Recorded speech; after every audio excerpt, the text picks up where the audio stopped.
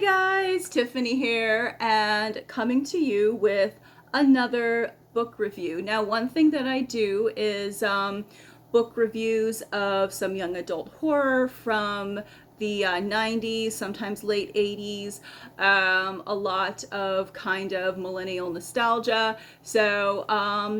I did Christopher Pike's Remember Me, um, like I think a little while ago it was.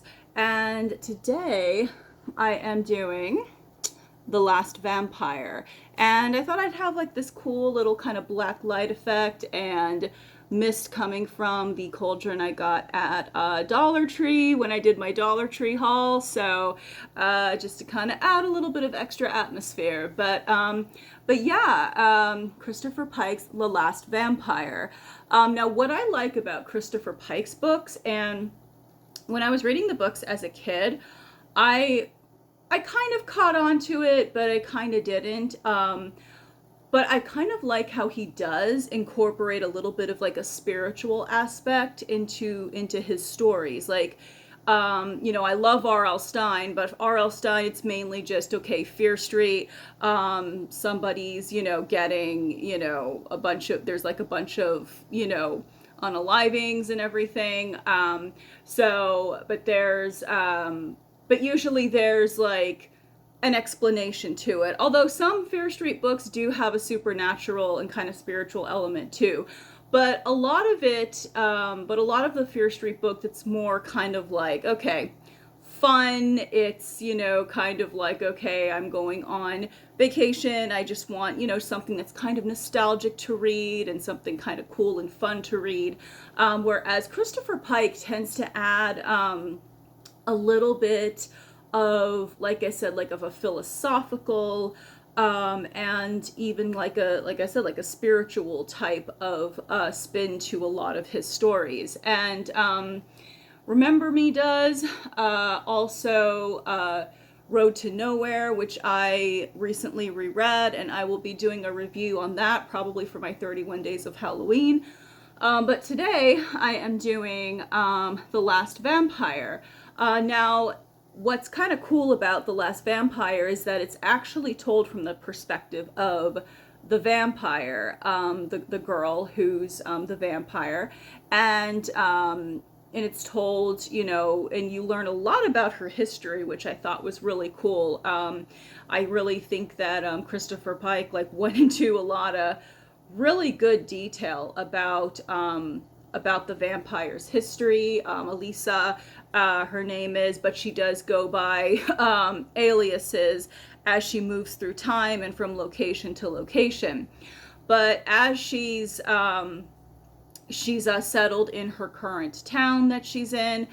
She's actually posing as a high school student and ends up falling for a high school co-ed by the name of Ray.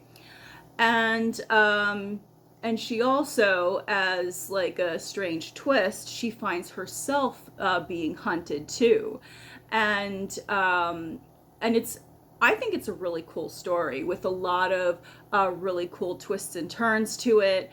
And it's really interesting just following Elisa on her journey. And you kind of learn about like her habits and what makes her tick. And I think that that's really what makes this story like kind of cool and unique, because it's like you're not learning from, like, say, the normal human's perspective, and the normal human is like maybe wondering what, like, say you're not learning from, like, say, Ray's perspective. You're not like, reading the story from his perspective or his girlfriend's perspective, and they're wondering, oh, who's this girl? Who's this new girl in town, and we need to find out about her.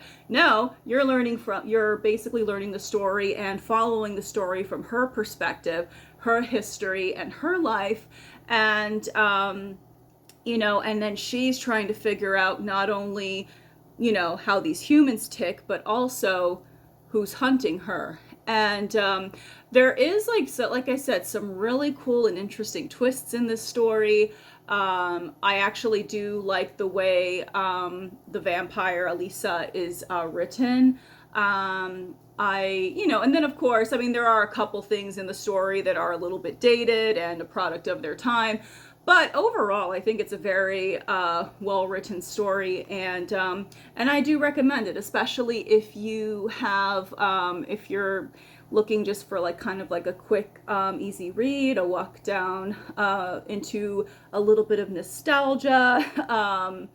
And yeah, and like I said, I really enjoyed this book, and like I said, I really liked how Christopher Pike wrote it from the perspective of the vampire, and you also get a little insight into, you know, like dirty government secrets, a little bit like that. So there's a little bit of that in here too. But yeah, but overall, it's a pretty cool book. Like I said, read it if you want like a cool, you know, vampire story, or even just like, you know, a story of, you know, like I said, if you're looking for some nostalgia, like 90s nostalgia. So, all right. So yeah, The Last Vampire, and I hope you enjoyed the story. Have you read The Last Vampire, or... And I think there's a sequel to it, but I have not read it. If so, like, what did you think of the sequel? And yeah, by the way, I'm wearing this bat shirt since I'm reviewing this story right here. But yeah, what did you think of it if you read it? So I'd be curious to know. All right. Thank you very much for watching. And yeah, my 31 days of Halloween is coming very, very soon. I'm really excited. I have some cool videos planned, and I'll be uploading every day for 31 days. So yeah, be sure to subscribe. And like I said, just let me know if you read The Last Vampire, and if so, what did you think? All right. Thanks very much for watching, and I'll see you soon. All right. Bye.